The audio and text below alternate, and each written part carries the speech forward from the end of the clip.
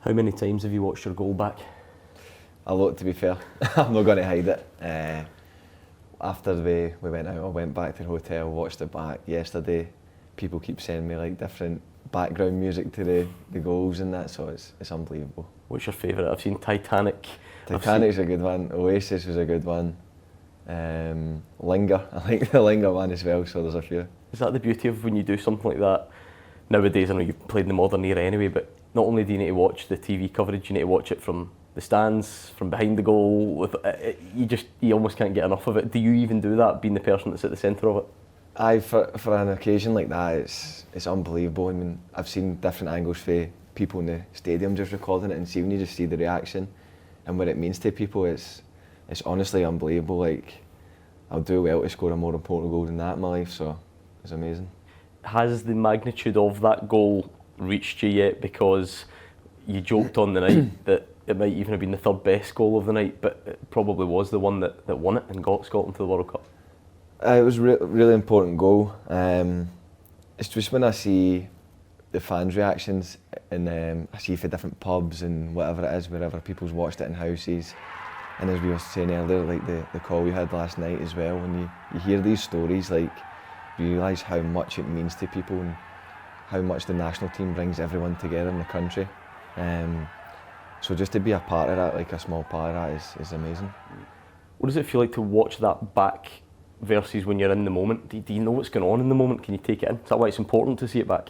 I think so. Like, when I celebrated, you probably didn't see any emotion, but I think it was because I've scored it, so I'm like, what's just happened here? Like, if McGinn or McTominay or McLean score that goal, I'm away celebrating, going mental, and you can see the emotion. But in that minute, I'm just thinking, like, what's just happened here? Because we all knew how much that game meant to us, the fans, how long we've been waiting for it. So it was a huge moment for me, and Kenny tops it off, and we go and get to the World Cup. So it was a perfect night. Is that why you didn't even manage a smile?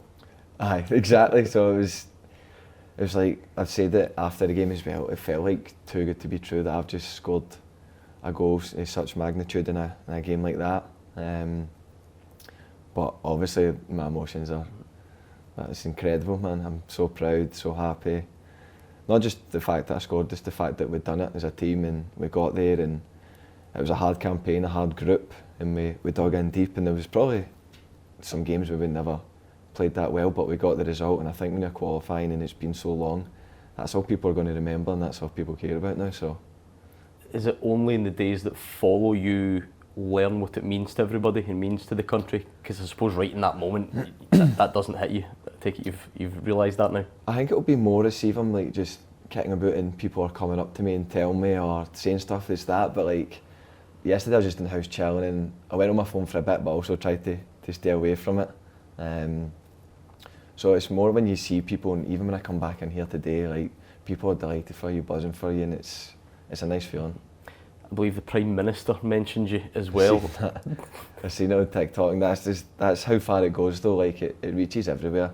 And I think he's an Arsenal fan, isn't he? So that's probably why he's mentioned me. But no, it's mental. It is just mental.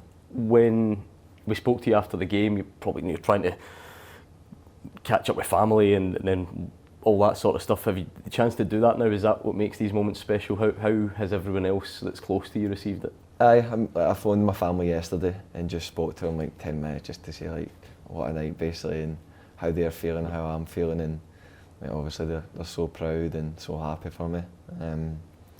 But just as a team, it's what an achievement, man. I'm so happy we could do it, because probably for a lot of boys it's their last chance at it. And we managed to do it as well, and for the gaffer as well, he's been through a lot with us from the start, and we've done it for him as well. How were the celebrations? They were good. It was a good night. I think all the emotion kind of came out that night. Like, everybody was buzzing and singing, and it was good. Are you the type that sits and thinks about how you have had a tough time in the last couple of years, and how scoring that goal would have been brilliant under any circumstances, but maybe means even more to you? Aye. Nah, to be fair, I remember yesterday I had like a wee half hour. I just thinking kind of what I've been through, and you do get a bit emotional, because times are hard.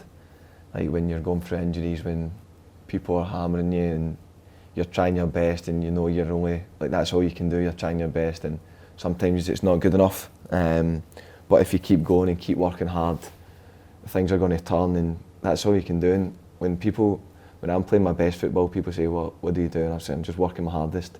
And if I'm not at my best, nothing's changed. Like, I'm still working my hardest. I give everything I can. So that's why I know, like, if I just keep doing what I'm doing, then things can happen, things can change quickly. I suppose the awkwardness of international football can be, you come back here, have you seen Casper yet? No, he's back tomorrow, so I'll see him tomorrow.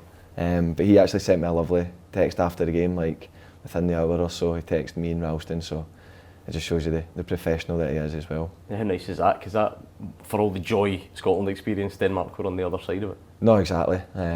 As I said it after the game as well. Like, somebody's got to lose, and in the last few years, or how many years, it's usually been Scotland in a game like that. So for us to have the fortune on our side and the moments on our side that night, it was really special. But obviously, it's a shame for Casper and his team as well. How excited are you at the prospect of the World Cup? Is that something you can use now for the rest of the season?